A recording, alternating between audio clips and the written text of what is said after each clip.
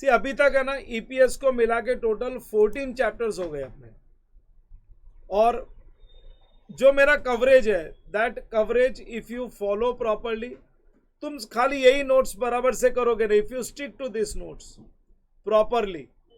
और मैंने जैसे बोला आरटीपी साथ में करना है जो मैंने अपलोड कर रखी है, तो if you stick to this notes properly and if you do RTPs, साथ साथ में मेरे नोट्स का रिवीजन और आरटीपीज अगर करते रहोगे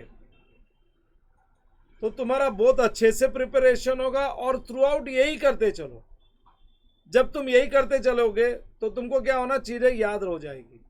अपने हाथ से तुमने नोट्स लिखा हुआ है ना, तो तुमको सब ध्यान में रहेगा।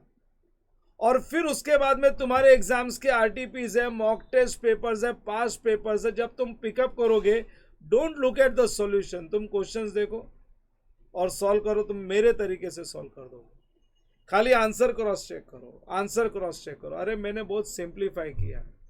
तुम लोग क्या करते हो, मॉड्यूल्स में से वो सब देख के फिर कंफ्यूज होना चालू हो जाते हो। एक पहले माइंड में पैटर्न फिक्स होना चाहिए, किस तरीके से सीखना है। अगर सिंपल तरीके से सिखाया है तो सिंप्लीफाइड फॉर्म में सीख लो, पहले उसको परफेक्ट कर लो, उसके बाद में तुम कोई भी प्रॉब्लम सॉल्व कर सकते हो, क्योंकि तुम्हारा दिमाग मेरे हिसाब से चलेगा, जैसे मैंने करवाया वो ऑर्डर में चलेगा। तुम मॉड्यूल का सॉल्यूशन देखते हो, वो इतना हैफेजर तरीके से सॉल्व करते हैं ना कि तुम कंफ्यूज हो जाते हो, डर जाते हो। They do it in very haphazard manner, बहुत ही बुरी तरीके से करते हैं। सो जितना करवाया है प्लीज, मैं बताता हूं कांस्टेंट रीडिंग चालू रखना चाहिए। रोज हम लोग सब सॉल्व नहीं कर सकते, बट जब रीडिंग करते हैं ना तो सारे पॉइंट्स आ जाते हैं, गैदर हो जाते हैं। सो सामने बुक रखने का और घुमाते जाने का, वहां पे क्वेश्चन आंसर्स जो किए रहते हैं, प्रैक्टिकल क्वेश्चंस या थ्योरेटिकल जो केस स्टडीज की है वो भी रीड कर लेने का, तो वो रिकैप होता रहता है। रोज हम लोग लिख नहीं सकते, रोज हम लोग लिखने का काम नहीं कर सकते हैं, we can not write on a daily basis, but हम रीडिंग का काम कर सकते हैं।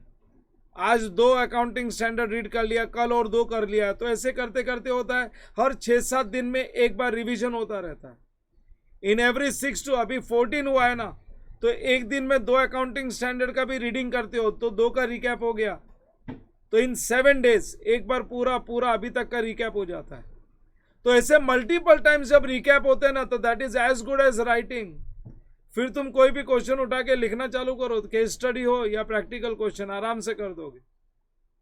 जो भी हो, प्रैक्टिकल हो या case studies, you can solve very easy.